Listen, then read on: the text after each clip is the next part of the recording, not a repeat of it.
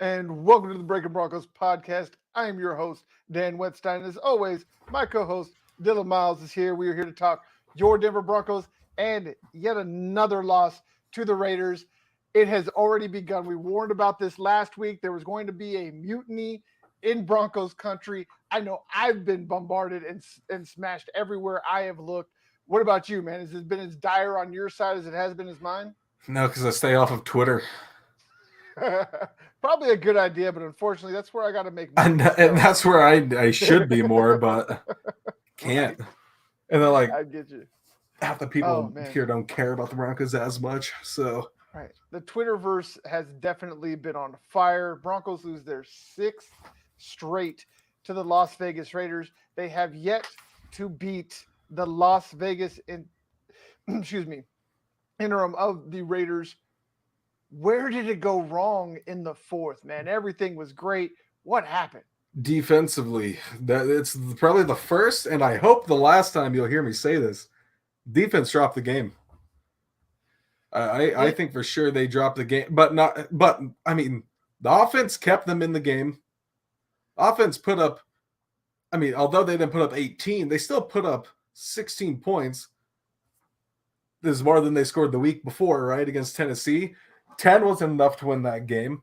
But this week, the offense did everything they needed to do, I think. They jumped out, they got a lead. The defense, in the first half, they could have scored definitely third quarter. But the fourth quarter, the offense did what they need. They drove down the field. They took the lead. You can't just let them drive 60 yards to kick a field goal. Yeah, it was, like you said, it was very hurtful to watch. It's the one thing that Broncos fans have been able to be proud of this season has been that defense. And the other couple of times that they had a chance to clinch a game via the San Francisco 49ers and the Jacksonville Jaguars, they got the job done. Unfortunately, against the Raiders, that is an absolute anomaly. Is essentially the kryptonite. If you read the article I just posted in the chat, that is something I wrote. Yes, I again am back to writing. So it is there. I go a lot more in depth with this, but the gist of it is the defense lost this game. It went bad when, yes, the Broncos called a pass play, killed the clock, gave the Raiders probably 45 seconds or so more time than what they should have at the end.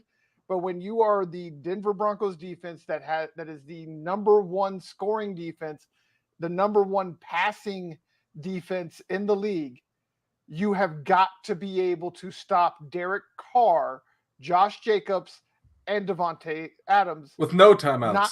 With no timeouts. Yes, very, very, very good point there. They had no timeouts, less than 2 minutes, no timeouts. I remember the clock exactly. 1 minute and 22 seconds. They drove 60 yards without any timeouts against the number one defense. Number one. Yes, in almost every category. Again, in the article, I go into much more depth of the craziness that is the Denver Broncos against this Raiders offense. I do not understand how there is only 2 running backs that have went over 100 yards against the Broncos. I bet you can't guess who those 2 are. Josh Jacobs. Yes, Josh Jacobs is one. The other one is Travis Etienne. In the game I did know Jaguars in London. Yes, those are the only 2 times a running back has went over 100 yards. There's only been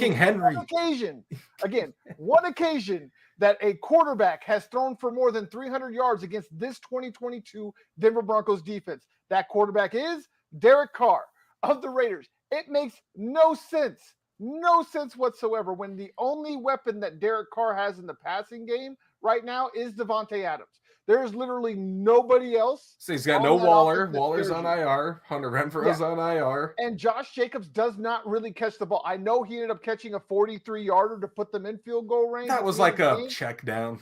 But that was a blown coverage. It was. Is what that was, because the Broncos did not expect them to throw it to Josh Jacobs, which again was a asinine move. If that was the thought process, was like, oh, if somebody's going to beat us, let it be Josh Jacobs. Well, that's okay as long as you got a body on him. You Mhm. can't be nobody within 15 yards. Almost anybody can make that catch. My big self could go out there and lumber around, make that catch, and take it 43 yards. There was literally no one around him. And then again, to turn around and do it in overtime with the arguably best wide receiver in the game. Not just the best wide receiver in Las Vegas, but the best wide receiver in the game, Devontae Adams. It's the same thing. A wide open by 20 yards. Nobody around him. That cannot happen. And that is what went wrong. And absolutely defense. And it's sad. It's hard. Does Josh McDaniels just try only against Denver? I swear to God, dude, in New England and in Las Vegas, he only pulls out that shit against Denver. Like, that's how pissed I am, because it's only Denver he tries. It really, it doesn't make any sense at this point. I never see that intensity anywhere else. Any other game they play against any other team, there's no intensity like that. Now, this is actually, I'm glad that you brought this up, Ben, because this is something I also address in that article. I went and I did it because this is a huge thing that people like to bring up, is that, the defense has been let out to dry. Funny enough, when you look at the numbers, the Denver Broncos offense is actually only 2 minutes off from being first in the league in time of possession. They are currently ranked 16th. The Raiders are actually ranked at 20th. So they're 4 spots below. So if it was the defense just being left out to dry, why were the Raiders able to pull it up? And they got a much worse defense than the Broncos do. So as much as I would like to blame it on the offense, this is just an anomaly with the Raiders. When you look at this entire season, every single game matches up defensively except for the 2 against the Raiders. They are major outliers. Like, if you put them on a graph when it comes to yards per play, yards given up, points against, every other team that the Broncos face is like down here, out at the bottom of the graph, and then the Raiders are way up here. There's no correlation between what the Broncos are supposed to be, what the Raiders are, and then the outcome of these games. This just feels to me to be one of those years where the Raiders just have the Broncos numbers. It's just Josh McDaniels has seen something in this defense nobody else has, and he's been able to exploit it. And the major thing is that he's committed to the running game. That is the biggest bugaboo with this Broncos. And that's something I will give him. Because there's something, and especially when you're matching up against DJ Jones, like, that's not somebody I would run the ball 30 times or more against. And something and about Draymond Jones. And Draymond Jones. Yeah, like, I mean, look at that front. All the Joneses. And I don't know, I just can't put words to it. The fact that there's something, you're right, there's something that he knows that nobody else knows about that defense, and he exploited it. And he won't reveal it. Like, I don't even know what he saw against that defense. That defense is perfect in every way, every time I look at it. It's the running. It's something about a power running game against this defense. When you look at the teams that have had success on the ground outside of Tennessee, especially when it comes to Jacksonville and Oakland, they both run a very and surprisingly enough, Houston. Yes, Houston had a pretty decent game. Like, again, they didn't make it to 100 yards, but I think they're the 4th most yards. But the Raiders. But it was more second half when they switched to that run game, and that's where it started to come out, and you could see. Yeah, it's when they handed off to Dameon Pierce, and he was able to really pound it. Yes. Yeah, but after that, I mean, other than that, they didn't pull away a victory there because defense saved the day, obviously. But other than that, like, I don't see anything else. Like, they put King Henry under 100 yards again. The best running back in the league. I will still say it. I still think he's one of the best in the league. Yeah, most definitely. And that was my point when I was bringing up the fact that the 2 guys that do have 100 yards, you wouldn't guess. You would have assumed it would have been Jonathan Taylor and Derrick Henry. Neither one of those guys did anything. I think Jonathan Taylor was actually hurt. So Jonathan Taylor didn't even play the Denver game. Yeah, he didn't even play. And then Derrick Henry, like we just said, was held to less than 80 yards and less than 3 yards per carry. So the defense That's why I'm saying the anomalies are insane and they just don't make sense. That's why I'm saying to people, don't try to take these games against the Raiders as that's what this defense is or that's what the Broncos are. They are an outlier. When you look at the rest of the games, you look at the other 8 games, yes, they should have won more. They should have scored more.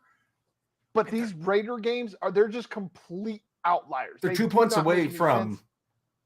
9-1. But 2 points. yes, it's absolutely. And if you really think about it, we're a blocked field goal away from beating the Raiders. Yeah, because if McManus doesn't have that field goal blocked at the end of the half, then they're up 19-13, and the Raiders have to score a touchdown, which they could not do once they got into the red zone. They scored 1 touchdown, a long touchdown to Devontae Adams before overtime. Once they got into that red zone, the Broncos defense clamped down. That was the best they looked that day. Number one.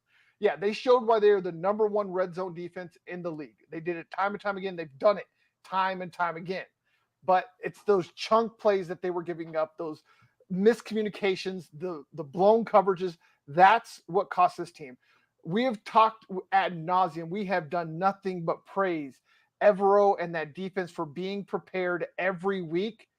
Unfortunately, the week that the Broncos needed them the most, they just weren't ready. They weren't prepared, and they fell apart at the end. So, and before we put a lot of this on the defense. So, do you agree that it's completely on the defense, or does Hackett in the offense gain some culpability because of the fact they were only able to score 16 points? I'm going to go with what I told you before we went live, because I wanted to bring this up before we went on to the next topic that will lead into this. But this, and I know every fan, every hater, every media person is going to overlook that this was Russ's best game offensively. Without his top receivers, without his number 1 running back. I mean, with the worst offensive line in the league. Yeah, the insanity is his 2 best games are against the Raiders. Yeah, both losses, insanely painful loss. Like the last loss, that was definitely on the offense after Russ got hurt. That was the game that he hurt his shoulder, his throwing shoulder, and he started out the game great. And then just kind of fell off a cliff after about halfway through the second quarter when he got that injury to his throwing shoulder. So, I mean, dude, look at the deep ball. They went for the deep ball without KJ Hamler. I'm sorry. Yeah. No, you're good. I'm glad you brought up the deep ball because that was actually where I was going. So we had some telekinesis going on there. There you go. But my next thing was the people don't realize the person with the second most throws over 30 yards is Russell Wilson. Right. Only player with more, Pat Mahomes. That's pretty good company for people. That is pretty good company. And does that surprise you? He's number 1? It shouldn't. No, it shouldn't. But my thing is, the thing that should shock people is that the whole narrative of this season is that Russell Wilson is washed up and can no longer throw the deep ball. Which is, excuse my French, right there, bullshit. I just proved it's all BS. That is just nothing but people using anecdotal minus those few games. Right. But this is why I have been so adamant about y'all not taking people's words with anecdotal evidence. Find the facts. This is why we are so adamant about finding the facts. I've just and the positive ones at that narrative. Yeah, I've just disproved every narrative of Russell Wilson between what I've said here and what I have in that article. Every single narrative that has been thrown out there about Russell Wilson and this offense, I've destroyed all in one day without any real effort. It is that simple by just looking at the facts, looking at the numbers. Strip away all the BS, strip away all the Richard Shermans and Marshawn Lynch's with their BS and things about how they got their feelings hurt because they didn't have Russell Wilson's personal cell phone number. Throw all of that out the window. Just look at the numbers like I did. I completely took myself out of it. All my bias, everything. I just looked at the straight numbers to find out what's going on. And I also found out that there's only one quarterback that has been hit more times when it comes to quarterback hits or knockdowns. Oh, let me guess. Wait. Oh, there's only one player. It's got to be Matt Ryan, right? No, you're close. You're close. He's in the top 3. Okay. The number one quarterback to get hit more than Russell Wilson is Kirk Cousins, and he has an entire extra game to only have 5 more hits than Russell Wilson. Wilson has been hit or sacked 69 times. Again, the only person to have more is Kirk Cousins at 74, and he's got a whole 4 more quarters than Russell Wilson does on the field. And they're 8-2. Well, actually, no, he has 8 more quarters because Kirk hasn't missed a game, and Russ missed one. So he's got actually 8 more quarters to only have 5 more hits. And the fact that they were able... That opening is an drive. Absolute barrage. That opening drive was beautiful. Yes. And it was, even though it was like, I see people say, "Oh, it's scripted." You act like no other team in the NFL does that. Everyone does, and the script has not worked for the Broncos any other week. This is the first time that we've seen an opening drive touchdown in 14 weeks of football. And who gets the credit? Clint Kubiak. Thank you. Also, honestly, I think you need to give it to both, because you got to give it to Hackett for giving it to Kubiak, and then for Kubiak for actually executing. And I wanted to bring up one of your tweets about that. It was the tweet you put, I think it was the morning of the game when the news came out that Clint was going to be the play caller. And I had saw a tweet eerily similar tweeted out maybe like 2 minutes before yours. And I forgot who it was. And I know neither of us followed because I checked. And it was eerily similar that he's trashing on the people go, "Oh, you're trashing him for fixing that. Well, he fixed that. Now you're mad at him for doing that." Like the whole thing about bringing in, I forgot the guy's name, the game manager. Okay. He took accountability, brings it in. He gets hate for taking accountability. Okay. You want me to stop calling plays? Clint Kubiak. He gets hate for that. And look, Hackett, I think Hackett did an overall really good job on the sideline today. Now that he didn't have to worry about calling the plays. He didn't have to worry about the offense. Freedom to concentrate on other parts of the defense. Yes. No. The one that Dylan is talking about is a tweet that I put out that the insanity and insufferability of the local Denver media. That first they complain that they're not they're crappy with clock management, so they bring in a coach and they fix it. There hasn't been an issue with clock management since that coach was installed. Well, then you whine and complain about, "Oh, why does he need a coach?" Even though he fixed it. Then you whine about the fact that they can't get play calls in fast enough and audibles aren't working the way that they should. And so they put a wristband on Russell Wilson. Then you make fun of Russell Wilson for wearing the wristband. And then you talk about how Hackett needs to give up the play calls. So he gives up the play calls to the only other coach on the roster that has ever called an NFL play. And so instead of being like, "Hey, look," he put his ego aside. He gave it to the only other coach that has any experience doing this job. No, what do? You go and you attack Justin Outten, saying, "What is he even there for? Just to collect a paycheck?" And attack Hackett for overpassing Justin Outten, who again you were attacking Hackett because he was calling plays when he never had called plays as a head coach. But then you're attacking him for not handing it over to a guy that has never done that job. See, that's what I was about to say. Justin Outten has never called a play in the NFL before, and you would rather than pass it to the guy who's never called anything rather than the son of a two-time Super Bowl winning coordinator. Three overall. I should have said that. 2 as a coordinator, 1 as head coach, Gary Kubiak. And Clint Kubiak had called plays before. He was the offensive coordinator in Minnesota. And not a very bad. I mean, sure, they weren't successful. He took them to the playoffs once or twice. I forgot which years he was there. Well, he started calling plays last year, and the offense that's right. Dead last to 14th in the league. Which is not bad by any means. That's an average offense. You got to think about how good it is when you take over a team partway through a season that's dead last, and then you're able to climb that team all the way out of dead last to at least being average. That's a pretty good and the helping Kirk Cousins to the quarterback he became. Yeah, and it was technically not his offense. I mean, yeah, it was based off of his dad's offense. It was a West Coast scheme, but he was really calling plays and based off of a Shanahan offense. Yeah, but it was still somebody else's playbook. Right. He was that makes it even more impressive that he wasn't calling his plays. He was calling another man's plays.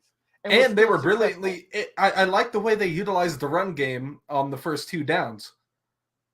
I like, especially with Latavius Murray. That's who I want to get into. Again, running back number 1 now. We'll get into that later. Yes, he will definitely get into that. Where is that at? But we're already talking about Kubiak, so let's go ahead and stay on that vein. Yep. What stood out to you most about the new play caller in his first game? What I was just saying, utilizing the run game early on with Latavius Murray too, because they bring him out there. He gets maybe 6-7 yards on 2 plays. You get that 3rd and short, you can go for the easy short pass, get the first down, and that it could turn into more yards. But you keep moving the balls. What's the way to say? Efficiently? Yeah, there you go. Efficiently move the ball and not rush it. Do everything right, which they did. Sure, some plays got blown up. Not every play is going to be perfect, but the ones where they needed it to work, it worked, minus the 4th down or the 3rd down at the end of the game. Yeah.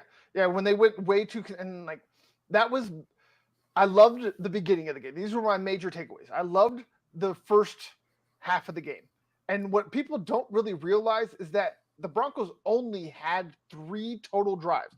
McDaniels did a great job of keeping Russ and company off the field, especially in the first half. They had 3 total drives in the first half, and if it wasn't for a blocked field goal, they would have scored on all 3. They got a touchdown, a field goal, and then a blocked field goal. They should have scored a touchdown on that drive, too. Yes, and that was Melvin Gordon fumbling it again for the 5th time, which thankfully will never happen again. We'll just say it right now. For those of you that have not seen my Twitter or anywhere else on Twitter, Melvin Gordon was finally released today. How did you find out? Did you see it or was it me? It was you. Was it me? Okay. I was in the middle of writing my article when you sent that. So thank you for sending that over. I appreciate it. It made my day after a horrible day. And I was sitting there, I was writing that article with a frown. Then you sent me that, and I got smiley. I was like, "Oh, I could actually be happy now." So, but that means somebody's been held accountable. And while we're there on this topic, that also means, and we'll get back into the whole Melvin Gordon thing because I want to talk about it more. There's only 2 active backs right now in the running back room. Yes, there is Marlon Mack, Murray, Marlon Mack, and I think that's it. Those are the only 2 actives. Yep, at this point. Those are the 2 actors we have because Chase Edmonds went down with an ankle injury. And they can still bring up can they bring up they released Divine Zigbo. Oh, they did. Oh, so, that's right. Yeah, we did talk about that. I didn't think about that. Is it me? Is it Dan? I did go and check. Oh, okay. He is available to be signed if they need him. Okay, I caught the end of that. You froze for me. I did, right at the beginning of that sentence, but I got the gist of what you said. I caught the end. Okay, yeah, but Divine. It might have just been me because I'm not seeing anything that shows it was on your end. I'm not sure. Whatever happens, but going on. Yes, only two running backs are on the roster currently. That will change, obviously, before the end of the week. I think the most likely option is they go out and just grab Divine Zigbo off the free agent wire. He already knows the offense. He's been there. He's been there. He knows good depth. He knows piece. The calls, the plays, the checks. Trying to grab a running back at this point of the season and get him to do anything for the rest is going to be impossible because they're not going to know the protections. They're not going to know the audibles. They're not going to know any of the things that they need to be an effective 3-down back. You might be able to be able to go out there and be like, hey, run up the A gap, but that makes it so basic that it's useless. So and what did I tell you? Is a Zigbo. This was after. Let's see, which game would this be? This had to be the Colts game Thursday night. That next Monday, I told you I guarantee you he doesn't last the rest of the season. Now I told you week 13. I was a week off. I'm a week off. Damn it. Yep. You were pretty close. Yeah. I mean, but I've been on. But I'm glad it was earlier. I'm angry it didn't happen sooner. It should have happened after you fumbled 3 times in a game. And against the Chiefs last season. That's last season. Oh, he should have gotten dropped after he dropped the bag. Like, I know I've said this a million times, and hopefully this is the last time I'll have to say it, but he only fumbles when it matters. If you look back at every fumble he's had, especially over the last 2 years, it's been at the worst possible times.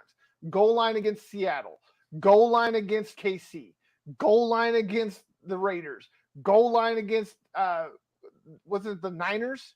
Was the other one? Was the fourth one? No, Colts. The Colts. Yes, there you go, Colts. No, because they barely gave him the ball in the freaking Niners game. That was all Javonte, baby. Yes, that was the game that they really rode him before he blew his knee out. But man, it's so nice to know that I don't have to worry about 25 ever again, and I don't have to sit here and be disgusted by these local yokels that want to talk about Melvin Gordon being the consummate professional while they're ripping Russell Wilson. Melvin Gordon has been the most selfish, self-centered, just egotistical, and that would not fly in any other locker room. Right. Like, he is, like, I don't get where they're saying, like, he's the consummate. The fact of how selfish he's been. When you look at the end of the season 2 years ago, where he lost a game against the Raiders that the Broncos should have won because he ran out of bounds twice trying to get to 1,000 yards rushing so he could up his value.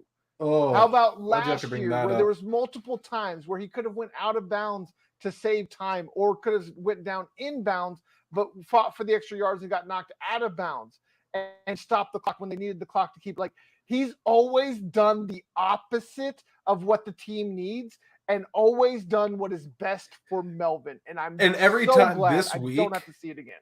This week especially, you could tell Russ was like, all right, you can get over it. Every other time. And you could see it starting to get him start slowly get mad every time. I saw it wasn't even the main focus on the screen. Did you see what he said after the game? No, I want to hear this, but let me say this. This was okay. Go ahead. This was on camera, but it wasn't the main focus of what was on camera. It was when they were walking off the field. Russ fucking. Oh, my bad. I apologize. This that kind fired. No, I'm just kidding. Yeah. Thank God. No, thank God we don't talk about the Broncos now. Such a relief. Yeah. God, we can talk about a winning team. Right? I can go jump ship to a bandwagon. When they were walking on the sideline, Russ was ripping into him. He yelled. I haven't seen anybody on it, but I could see him. He got right into his face on the way to the sideline. Yeah. Because okay. Talking about that, like, I know why he did that. And I screwed up. He swiped his hands. Yeah, look at you. Yeah. I don't know. But the one time I smacked it. The fans started booing, and he swiped his hands at the fans, like, oh, whatever. And then after the game, at his locker, is talking about how, oh no, the team's not mad at me. It's not like I lost the fumble. That was his words. He said, it's not like I lost. Yeah, no, I'm saying bold his statement. Right? Like, dude, what? No, you got lucky. Quinn Miners actually went for that ball. Right, but he's a professional that cares about his team. Right. It's not like he lost the football. Okay, Mike Kliss. Why would you be mad? He didn't lose the football. You sound like Mike Kliss right now. What is that? Like, there is no way. Like, I was actually happy to say, because I'm like, there's no way that you walk back into the locker room after saying that when all the rest of your teammates have left. I was really hoping. He was the last one in the locker room. They went up to him, talked to him, and this fool went off and just essentially made every excuse in the book about why his fumble wasn't a big deal, but he understood that people were going to go to that place, knowing that, like us, that we were going to call him out and hold him accountable. You can sit there and rip Russell Wilson, who by all accounts is the ultimate consummate professional. There has never been a word outside of some teammates, again, in their fifis because they couldn't hang out with Sierra. Like, that's the only people saying something bad about him, and he's the worst. But Melvin Gordon, the most selfish running back I have seen in a very long time, and he's the professional. He's the one that y'all defend and say nice things about when he's released for being bad at his job. And the main reason definitely is the production on the field why he got released. I bet you it's a 50-50 for him just being a dick. Dude, I have no doubt George that Payton, and they I are bet you tired. Payton's the one who fired him. What coach wants to deal with that? What coach None, wants to dude. deal with a prima donna You want to that hear a good doesn't story? produce? You want to hear a better ending to a person who acted like this? This was Sure. this was sorry, let me get my chair. I was under my desk. You're good, bro. This I got you. was Larry Fitzgerald's Football Life episode. This is Okay. like early on in his career. This is the first year Kurt Warner started. So this is the year before they went to the Super Bowl, I believe. Gotcha. Where it's like you said, like with Melvin trying to get 1,000 yards. I remember Larry talked about a story how he wanted to hit 1,000 yards on the season, and Kurt Warner ripped his ass on the sideline. So why are you worried about your stats? When Bro, it was, we pushing an R rating with you today. I am so sorry, dude. Like He was work wasn't that great today. I know. Yesterday sucked. Right? Kentucky dropped the bag to Gonzaga. Nuggets won though. That was the only highlight out of yesterday. Right. But no, he ripped him on the sideline, man. Like he ripped him on the sideline. Why are you worried about your stats when you should be worried about winning? They were losing. They were losing, and he ripped him on the sideline. And he says ever since, he goes, I've seen that look before. He gave it to me, and I see it give him to his son all the time when he's acting up. So I know I'm in trouble if I get that look from him.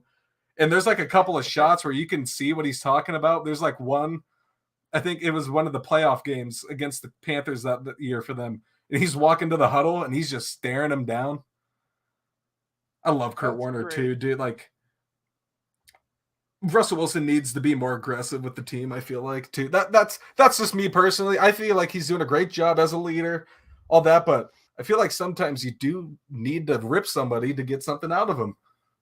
Yeah, no, I 100% agree. Sometimes you just got to know when it is. Sometimes a person needs a hug. Sometimes they need a swift kick in the rear. It's right. You just got to be. And we've gotten plenty. That's the best coaches, the Bill Belichick's. Like they're the ones that know when to kick them in the butt and when to give them a pat on the butt. Like that's where the great ones separate themselves from the good ones. They're the ones that know the perfect time to motivate the person at the right time, the right way. I hope Hackett too. It can be different for the same person at different times, and it's just knowing your roster, knowing your players, and knowing what makes them tick is what gives you that edge. Yeah, and one thing I want to bring up about Hackett too, while we're on the topic of intensity, was each week he's getting more intensity on that sideline, and I love it. And every week where you see him like on the sideline, the team's doing better. Sure, they're still losing games, but I still see the improvement. And my dad was saying, where do you go from here? Do you blow it up? I go, why the hell would you blow it up? Tell me, why would you blow it up? Real quick. I'm so glad you went there, and we're going to cover this real quick and then get into next week's game before you got to go. But yes. Where do you go from here? You keep the status quo. Exactly. Because, okay, what's the other option? You get rid of Hackett and then you throw Evero to the Wolves? Okay, think about that.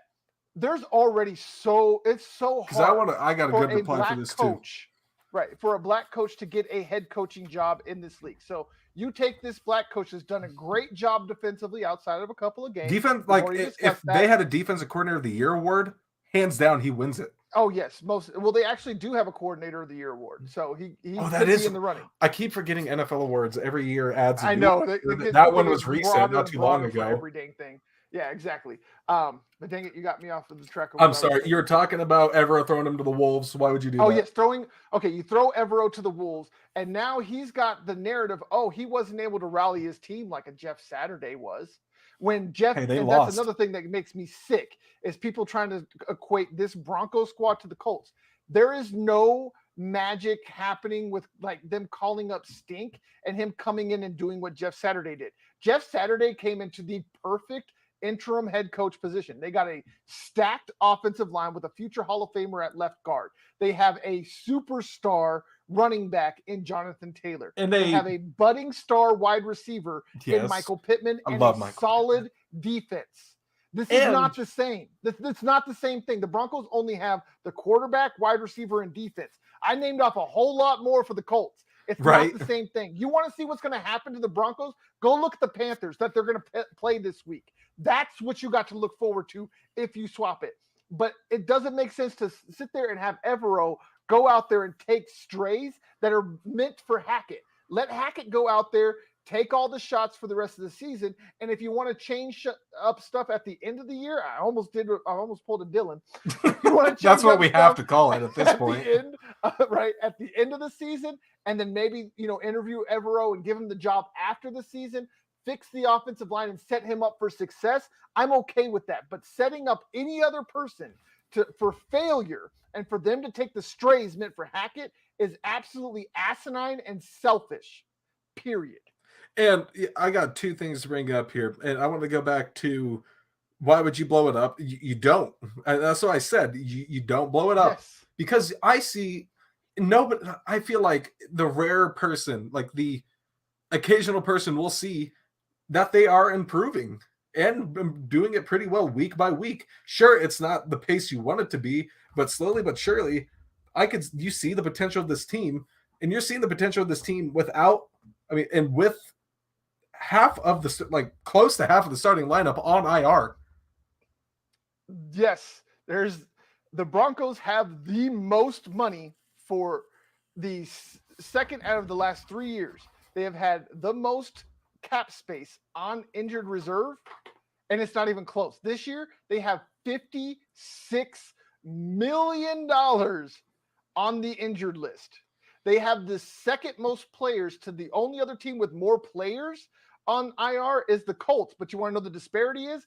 The Colts have only $31 million on that injured reserve than opposed to the Broncos 56. So that tells you that the Colts are having depth pieces, backups are getting hurt. The Broncos have starters getting hurt. Another reason why the Colts are not equivalent to the Broncos. They're two horses, but they're not the same. Okay? Right. It's not the same.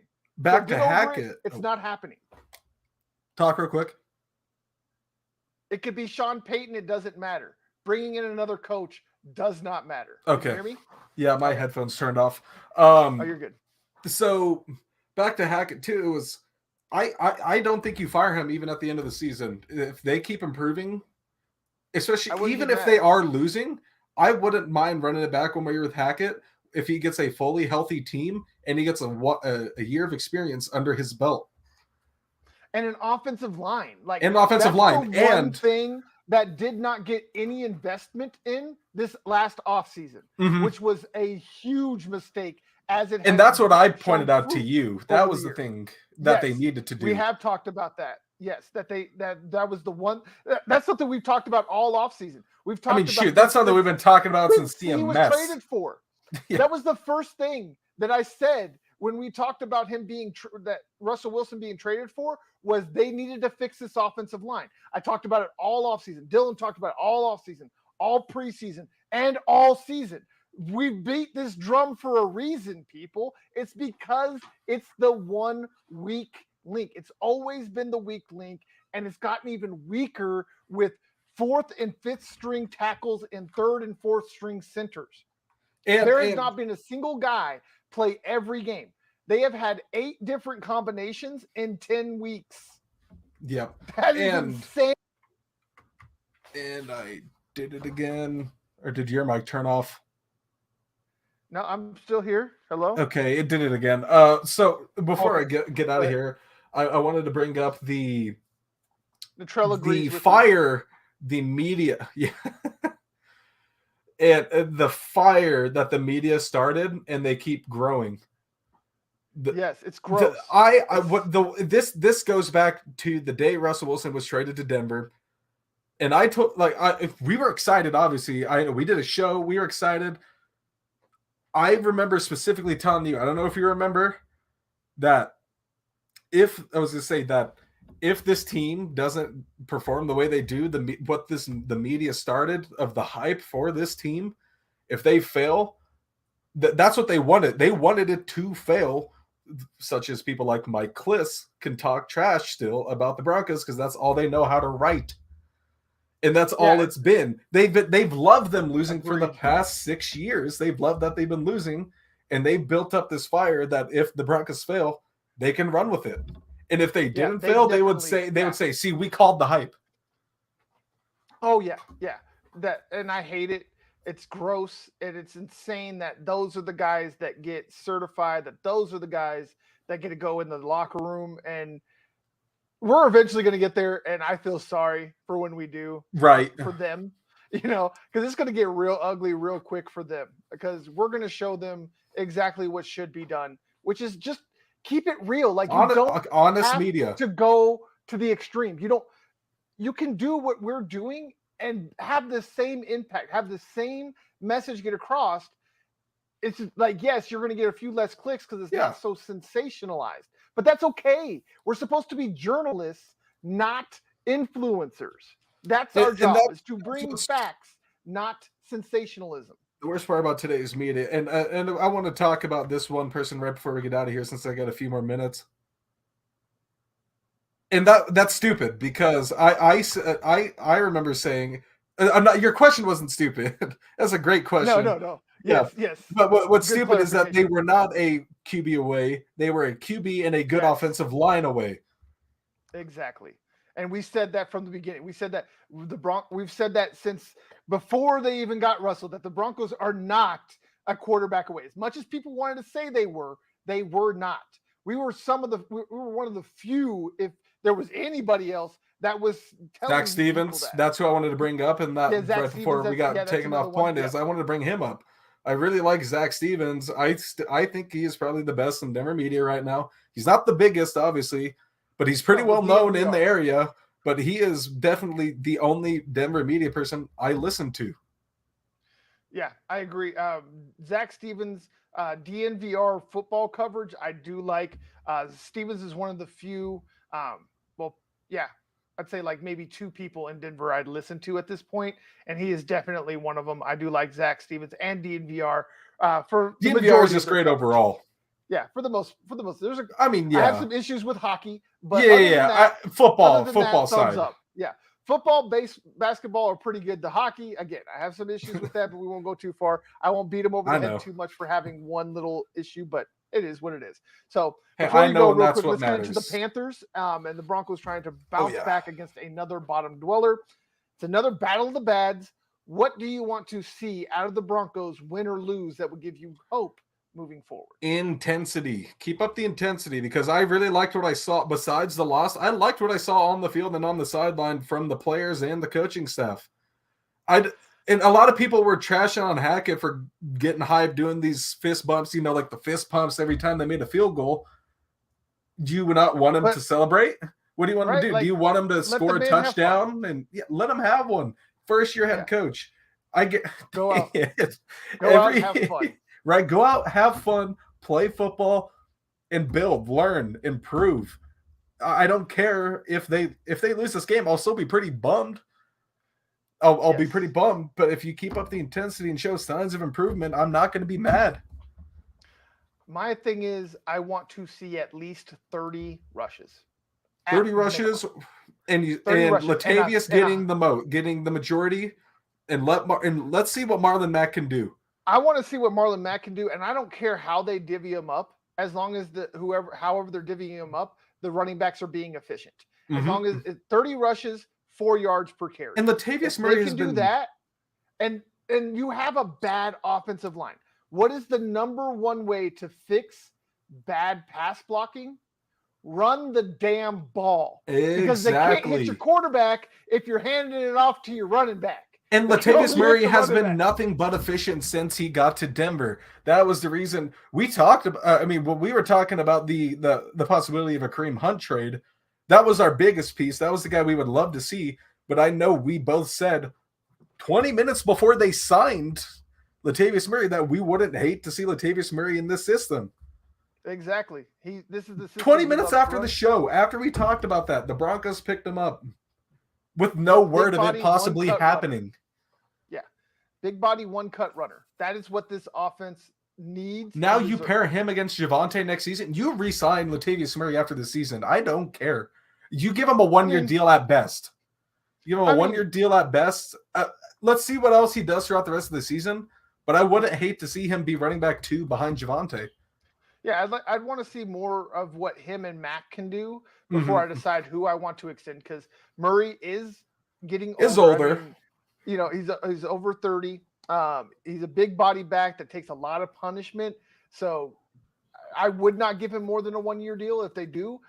But again, let him see out the rest of the season, see what's available in the off season, see how Javonte is progressing. If it looks like he's going to be, out half the season or whatever, maybe you Let's might hope look not. to add some more. But from all accounts of what I've heard, Javonte's progressing nicely. His knee's healing up as well and as quickly as you can possibly expect.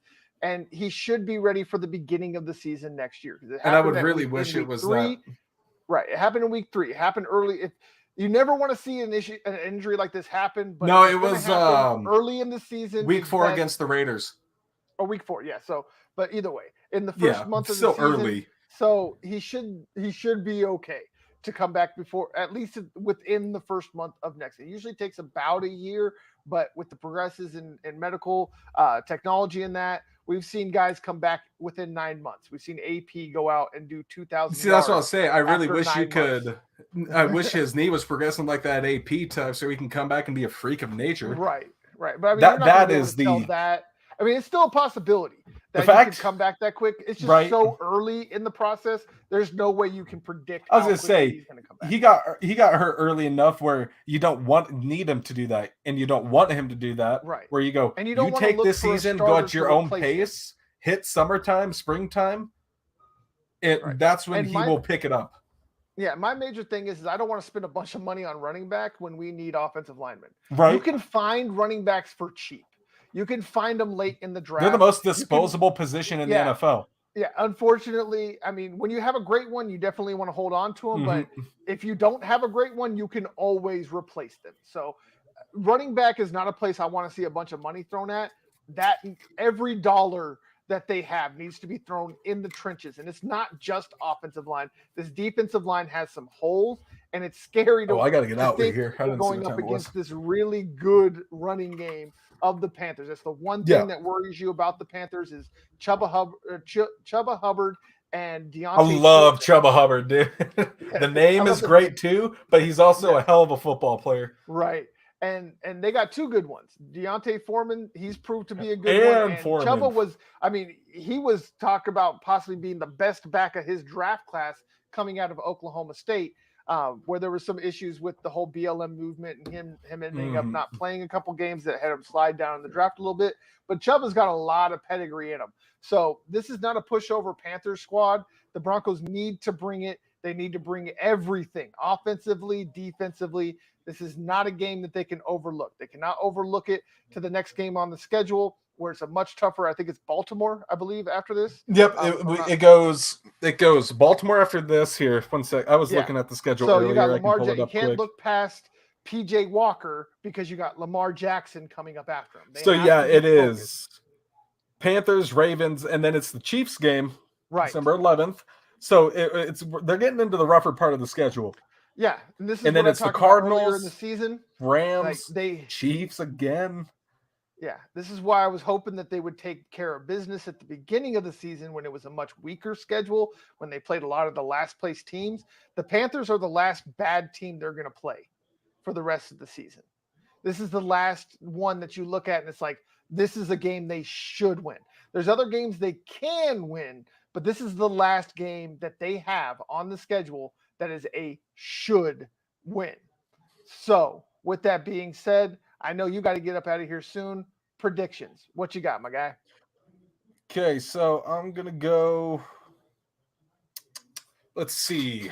I think they can pull this one off. Defense needs to step up this week, which they should. It's statistically wise on paper. Every other team minus the Raiders, they'll show up. Once again, intensity. I feel like the offense will come out there. They feel like they got robbed in that game, which essentially they did. I wouldn't give them that fully. But I feel like they pulled this one off 24-14. You have a little bit more faith in the offense than I got a little bit more faith because of how Russ played this week. Yeah. I've only gotten 3 or 4 predictions correct this year the 3 wins and 1 of the losses. So take my predictions this year with a grain of salt when it comes to the Broncos. But I do believe in the Broncos. Again, this is the last should-win game of the season. I like the Broncos going out and winning this time. Same prediction as last week.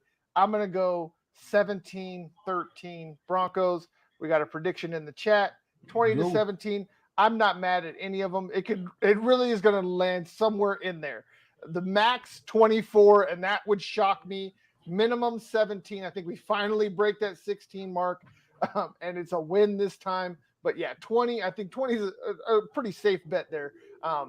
But in the chat. So there you guys have it. That is our show for this week. I hope you all enjoyed it. Make sure y'all go check out the article that I wrote. I'm going to be doing a whole lot more writing. I got a Rockies article that's going to be out later tonight.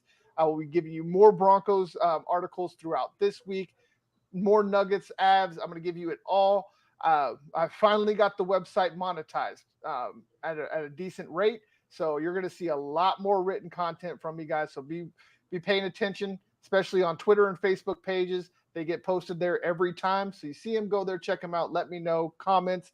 All of that's wonderful. Thanks for the likes. Y'all are absolutely epic. Make sure you keep up that love. If you haven't already, go on over, subscribe to our Twitter and our YouTube. Keep those algorithms happy with the comments and the likes and all those things. Clear the way. Let us bring you the news the way that you deserve. And as for always, for the Breakin' Broncos podcast, I'm your host, Dan Wetstein. That's Dylan Miles, even though you can't see him. Yeah. And for the answer is 42. Don't question the blue.